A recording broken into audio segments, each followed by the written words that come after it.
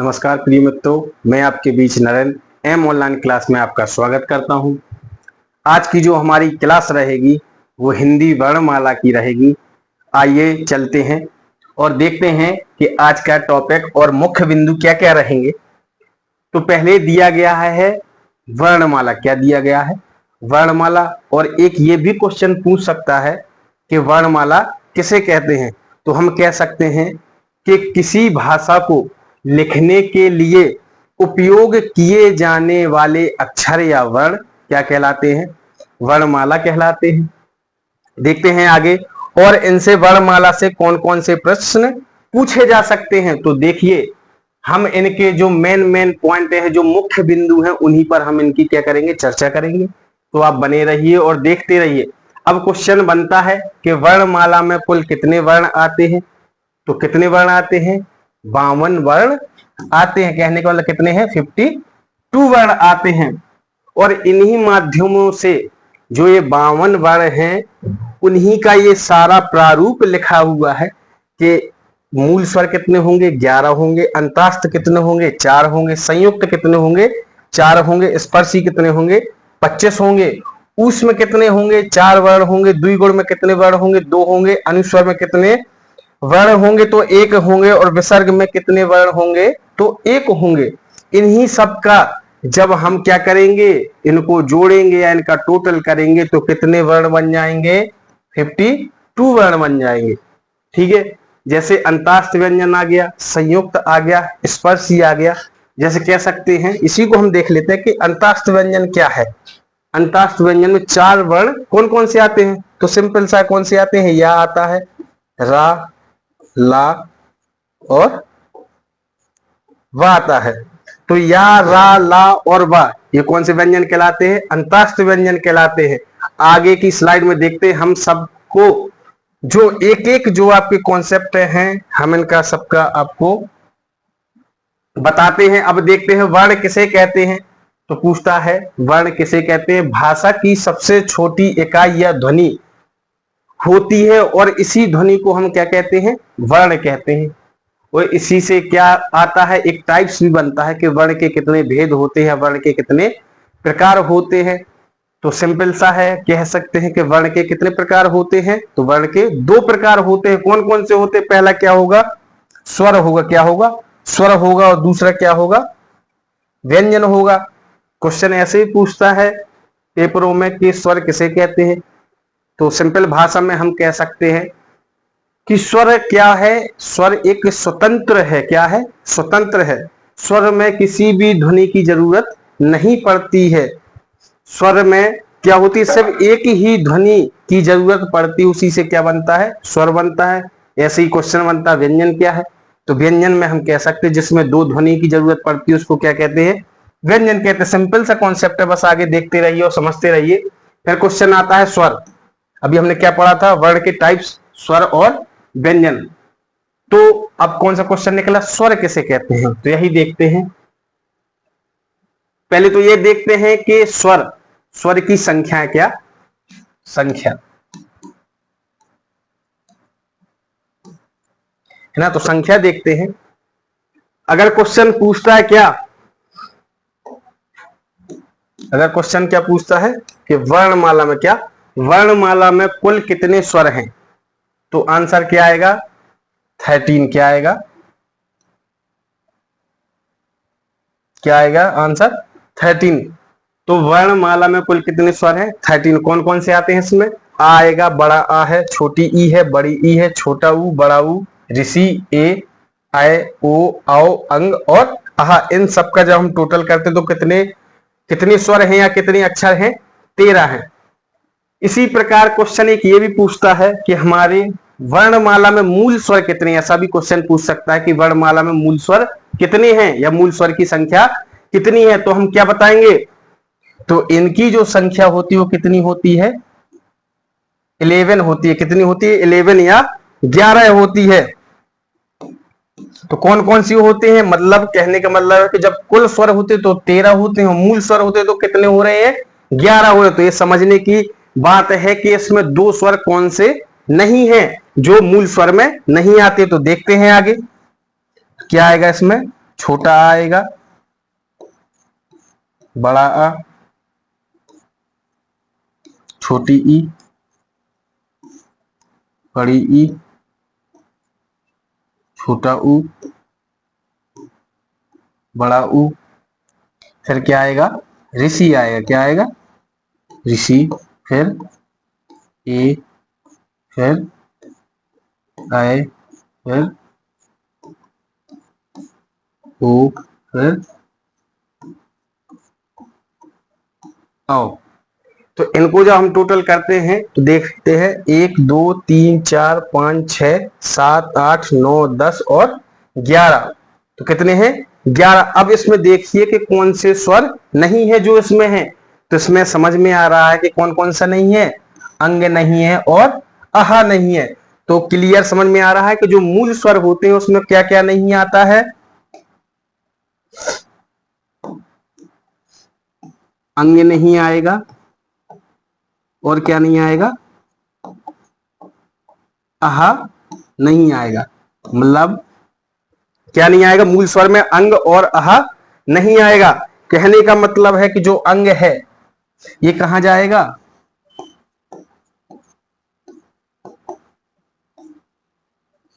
अंग है ये कहां जाएगा, अनुस्वर में जाएगा। और जो ये अहा है ये कहां जाएगा,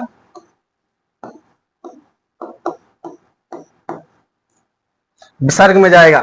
चलिए अब आगे देखते हैं कि कौन सा क्वेश्चन है इसमें। अब आगे स्लाइड में पूछा है कि स्वर वर्ण किसे कहते हैं। ये बहुत अच्छा क्वेश्चन है, अधिकतर ये पेपर में पूछा जाता है कि स्वर वर्ण किसे कहते हैं या क्या है। तो इसका आंसर क्या है कि जो वर्ण एक ही उच्चारण करने पर, क्या कह रहा है कि जो वर्ण एक ही उच्चारण करने पर एक ही प्रकार की ध्वनि बनाता हो, मतलब क्या हो, स्वतंत्र हो और कैसी ध्वनि बना रहा हो, एक ही ध्वनि बना रहा हो, वह स्वर वर्ण कहलाते हैं। समझ में आ रहा।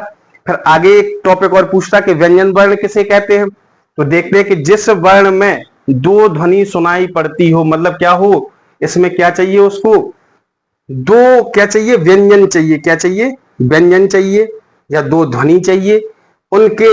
उनका जब मिलान होगा उससे क्या होगा, व्यंजन वर्ण बनेगा। मतलब क्या होगा, व्यंजन होगा और स्वर होगा, जब उन दोनों का मेल होगा तो उससे क्या बनेगा, व्यंजन वर्ण बनेगा। तो जिस वर्ण में दो ध्वनि सुनाई पड़ती हो उसको हम क्या कहते हैं, व्यंजन वर्ण कहते हैं। आगे देखते हैं, क्वेश्चन पूछता है व्यंजन वर्ण। ये बहुत अच्छा क्वेश्चन है, यहां से भी बहुत सारे प्रश्न पूछे जाते हैं। व्यंजन वर्ण क्या कहते हैं, इनको वर्गों में डिवाइड किया गया है। कहां डिवाइड किया गया है, वर्गों में डिवाइड किया गया है। जो इनको क्या कहते हैं हम, स्पर्शी। क्या कहते हैं, स्पर्शी कहते हैं। इनकी जो क्या होती है, संख्या होती है वो कितनी होती है, 25 होती है। ठीक है, तो इनका जो वर्ग होता है, हर वर्ग की जो संख्या होती है कितनी होती है, 5 होती है। तो कितने वर्ग बनते हैं इसके, 5 वर्ग बनते हैं बच्चों। और जो पांचवा वर्ण होता है, सभी वर्गों का जो पांचवा वर्ण होता है उसको हम क्या कहते हैं, अनुनासिक कहते हैं। क्या कहते हैं, अनुनासिक कहते हैं। इसी प्रकार अब आगे देखते हैं, इन समूह को हम समझाते हैं। देखिएगा कि का वर्ग में क्या आता है, का, खा, गा, घा और अंगा। इनकी संख्या भी गिन लीजिए, 1 2 3 4 5। मतलब सभी वर्ग में कितनी कितनी संख्या है, 5 5। मतलब कितने कितने वर्ण दिए गए हैं, 5 5 दिए गए हैं। तो पहले में का, खा, गा, घा और अंगा। तो ये भी देखिए, यह ध्वनि कहां से निकलती है, इस ध्वनि का उपयोग कहां से होता है, तो कहां से होता है, कंठ से होता है। कहां से होता है, कंठ से होता है। अब आगे देखते हैं चा वर्ग। तो चा वर्ग में क्या क्या आता है, चा, छा, जा, झा और या। इसमें भी 5 वर्ण होते हैं और इसका जो उपयोग किया जाता है, जो इसकी ध्वनि निकलती है वो कहां से निकलती है, तालव्य से, यानी कि तालु से निकलती है। अब आता है टा वर्ग। तो टा वर्ग का उपयोग कैसे होता है, टा, ठा, डा, ढा और अड़ा।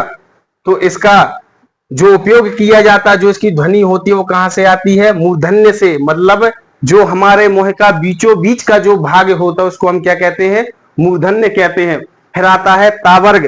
तो ता में कौन कौन से वर्ण आते हैं, ता, था, दा, धा और ना। तो इसकी ध्वनि कहां से निकलती है, दंतोष्ठ। दंतोष्ठ जब हम ता और था, दा, धा और ना बोलेंगे तो जो हमारी जीवा होगी वो किसको छूती हुई जाएगी? दांतों को छुएगी। अब ऐसे ही क्या दिया गया है? पा वर्ग दिया गया है, तो पा, फा, बा, भा और मा। तो इसकी जो ध्वनि निकलती है वो कहां से आती है? ओष्ठ से, यानी कि होठों से आती है। अब देखते हैं आगे, अंतास्त व्यंजन।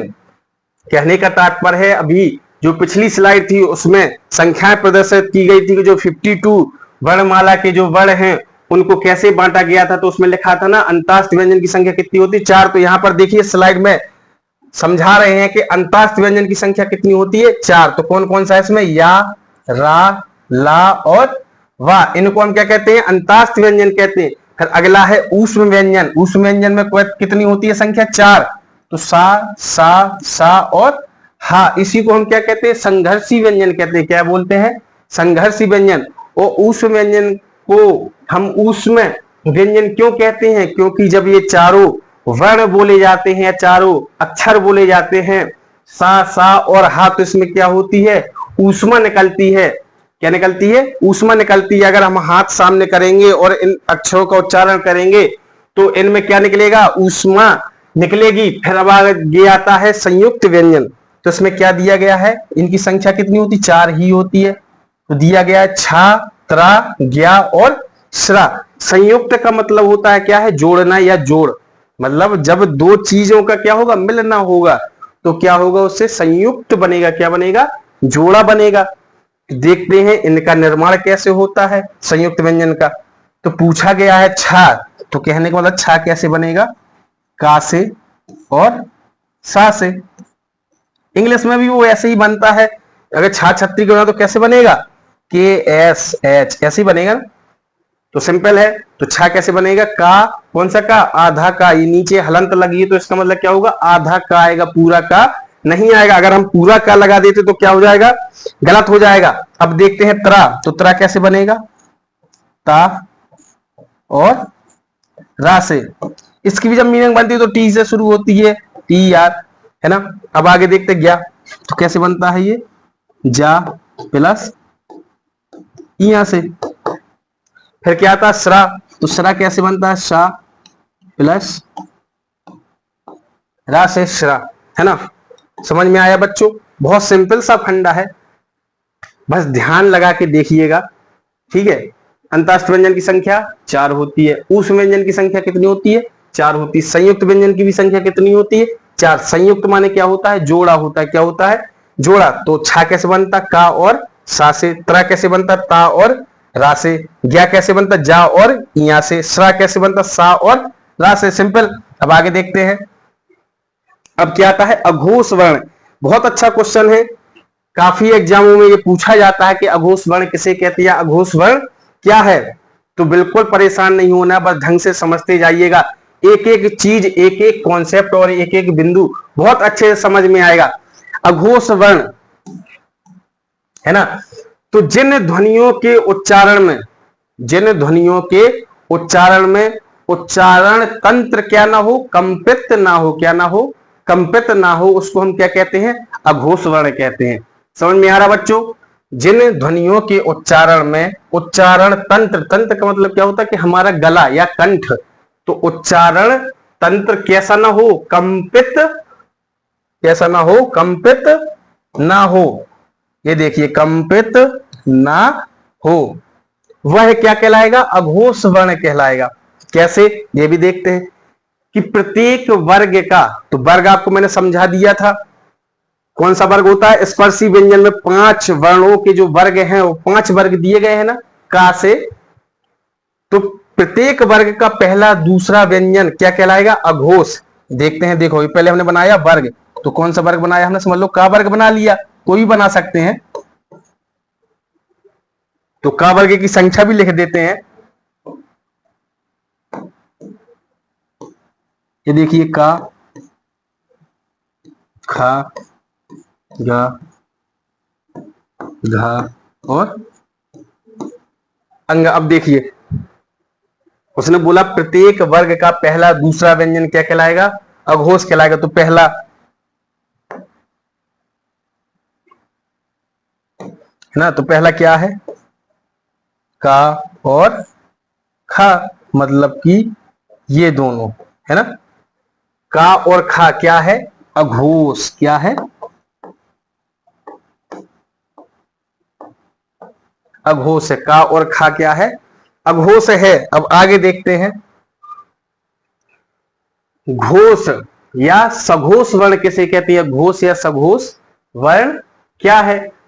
तो देखते हैं कि जिन वर्णों के उच्चारण में कंपन हो, क्या हो, कंपन हो, जिन वर्णों के उच्चारण करने पर हमारा तंत्र कैसा हो, कंपन्न हो, वो वर्ण क्या कहलाते, सघोष या घोष कहलाते हैं। कैसे, प्रत्येक वर्ग का तीसरा, चौथा एवं पांचवा वर्ण क्या कहलाएगा, सघोष कहलाएगा। तो इसमें भी हम क्या बनाएंगे, वर्ग समूह बनाएंगे। तो कौन सा बना लेते हैं, पहले ही बना लेते हैं का वर्ग का।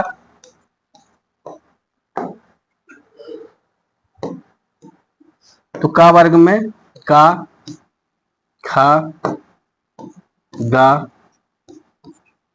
घा और अंगा। तो उसने बोला प्रत्येक वर्ग का तीसरा, चौथा, पांचवा वर्ण क्या कहलाएगा, सघोष या घोष कहलाएगा। तो कौन कौन सा है इसमें, ये देखिए, तीसरा, चौथा, पांचवा आगे निकल के। तो यहां से हमने अंडरलाइन किया इसको, ठीक है। तो उसने क्या बोला, तो उसने क्या कहा था कि जिन वर्णों के उच्चारण में हमारा उच्चारण तंत्र कैसा हो रहा हो, कंपन्न हो रहा हो, वह वर्ण क्या कहलाएंगे, सघोष या घोष कहलाएंगे। तो गा, घा और अंगा क्या कहलाएगा, सघोष। क्या कहलाएगा, सघोष या घोष। समझ में आ रहा बच्चों, ठीक है। अब आगे देखते हैं, फिर आता है क्या, अल्प प्राण और महाप्राण। ये बहुत अच्छा क्वेश्चन है, ये भी एक दो नंबर के ऐसे क्वेश्चन पूछे जाते हैं। तो इसमें हम आपको समझाते हैं कि जो वर्ग होते हैं, अब इसमें भी समझ लीजिए, इसमें भी वर्ग ही लगेगा। क्या लगेगा, वर्ग। तो एक कौन सा वर्ग बना लिया हमने, का वर्ग बना लिया। तो वर्ग को लिख भी लेंगे, का, खा, गा, घा और अंगा। तो बोलता है कि अल्प प्राण क्या है, या अल्प प्राण की पहचान कैसे कर सकते हो। कहने का मतलब है, अल्प माने होता है धीमा, ठीक है। क्या होता है, धीमा या धीरे। मतलब जो हमारा तंत्र है, उससे जो हमारी ध्वनि निकले वो कैसे निकले, कैसे निकले, मीडियम निकले। कैसे निकले, धीमी निकले। हमारा जो तंत्र वो कैसा ना हो, कंपन ना हो, उसको हम क्या कहते हैं, अल्प प्राण कहते हैं। जैसे कि इसमें क्या क्या आएगा, पहला, तीसरा और पांचवा। समझ में आ रहा है बच्चों, पहला, तीसरा और पांचवा जो वर्ग के यह वर्ण होंगे वो क्या कहलाएंगे, अल्प प्राण कहलाएंगे। समझ में आ गया, क्या कहलाएंगे, अल्प प्राण कहलाएंगे। तो मतलब कि पहला, दूसरा नहीं आएगा, क्या आएगा, तीसरा और क्या आएगा, पांचवा। समझ में आ गया बच्चों,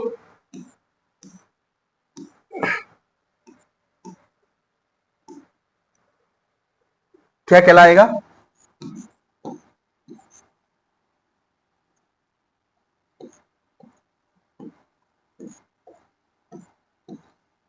अल्प प्राण कौन कौन सा, पहला, तीसरा और पांचवा। आगे देखते हैं, फिर क्या आता है, महाप्राण। अब पूछता है कि महाप्राण क्या है, महाप्राण की पहचान क्या है। तो इसमें भी क्या बनेगा, पहले वर्ग बना लेते हैं। हमने बना लिया का वर्ग, क्या बना लिया, का वर्ग बना लिया। तो इसमें लिख देते हैं, का, खा, गा, घा और अंगा। समझ में आ रहा बच्चों। अब उसने बताया था कि पहला, तीसरा और पांचवा किस में जाता है, अल्प प्राण में जाएगा। तो अब बचा क्या था, दूसरा और चौथा, है ना। तो ये आ गया दूसरा और ये आ गया चौथा। कहने का मतलब खा और घा, ये क्या कहलाएगा, महाप्राण कहलाएगा। समझे, महाप्राण का मतलब जिसमें हमारा उच्चारण करते समय हमारा उच्चारण तंत्र कैसा हो रहा हो, कंपन हो रहा हो, जिसमें जोर लग रहा हो, वो क्या कहलाएगा, महाप्राण कहलाएगा। चलिए समझते हैं आगे। अब आता है क्या, आगत व्यंजन। ठीक है, ये क्वेश्चन पूछा जाता है। आगत व्यंजन क्या, सिंपल सा है। आगत व्यंजन क्या कहलाते, तो उसमें क्या आता है, जा आता है और क्या आता है, फा। उनके नीचे क्या लगा रहता है, नुक्ता लगा रहता है। बस ये ध्यान रखना है, क्या होगा, उनके नीचे नुक्ता लगा रहेगा, उसको क्या कहेंगे हम, आगत व्यंजन कहेंगे। फिर क्या आता है, द्विगुण व्यंजन। तो यहां ध्यान रखना है, जो द्विगुण व्यंजन होता है इसी को हम क्या कहते हैं, इसी को हम क्या कहते हैं,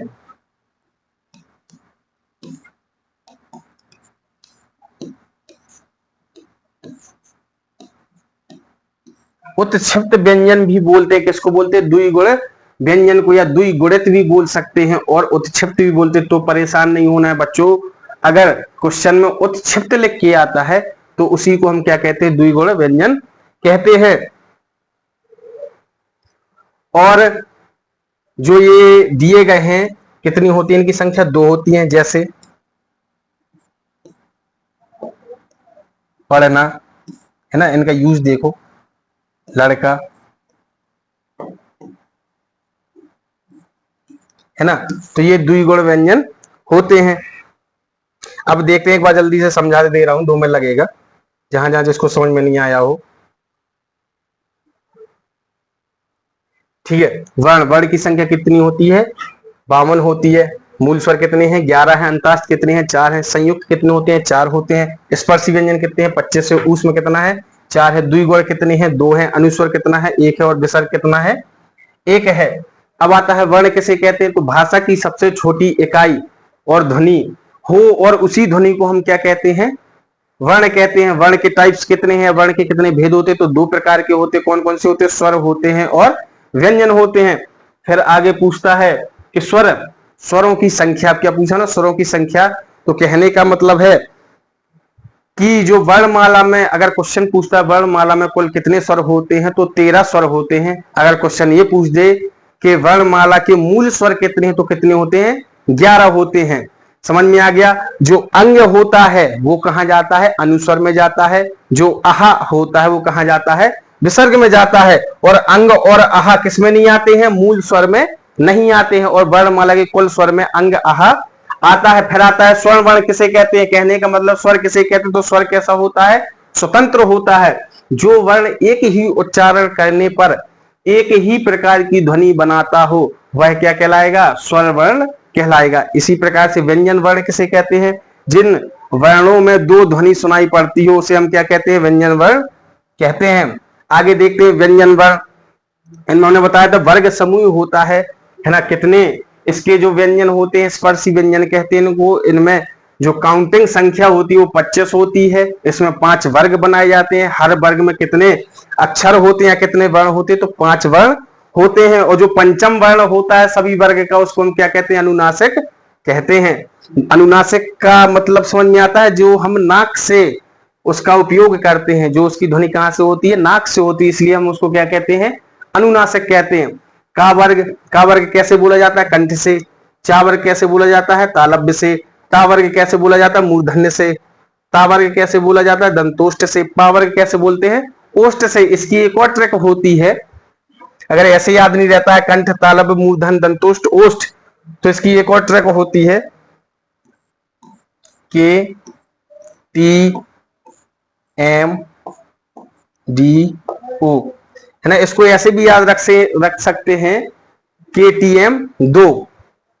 मान लो हमारी बाइक है ना, तो हम कह रहे हैं कि KTM 2, तो ऐसे भी याद हो जाता। तो समझिएगा, के से क्या होता है, कंठ होता है। टी से क्या होता है, तालव्य या तालु होता है। एम से क्या होता है, मूर्धन्य होता है। मूर्धन्य कहां होता है, मुंह का बीचों बीच का भाग क्या कहते हैं, मूर्धन्य कहते हैं।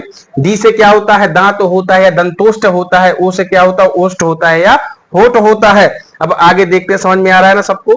अंतास्त व्यंजन, अंतास्त व्यंजन की संख्या कितनी है, तो 4 है। या, रा, ला, वा, ये अंतास्त होता है। ऊष्म, ऊष्म को हम क्या कहते हैं, संघर्षी कहते हैं। जिसमें क्या होती हो, ऊष्मा निकलती हो। जब इनका उच्चारण करते तो क्या होती है, ऊष्मा निकलती है। तो सा, सा, सा, हा, जब हम इनका उच्चारण करेंगे, सामने हाथ लगा के देखिए, ऊष्मा निकलेगी। फिर आता है संयुक्त व्यंजन। तो संयुक्त माने क्या होता है, जोड़ा। तो छा त्रा ज्ञा श्रा, तो इसमें क्या होता है, जोड़ा होता है। जब दो वर्ण मिलेंगे, क्या मिलेंगे, दो वर्ण मिलेंगे या दो व्यंजन मिलेंगे, तो उससे क्या बनेगा, संयुक्त व्यंजन बनेगा।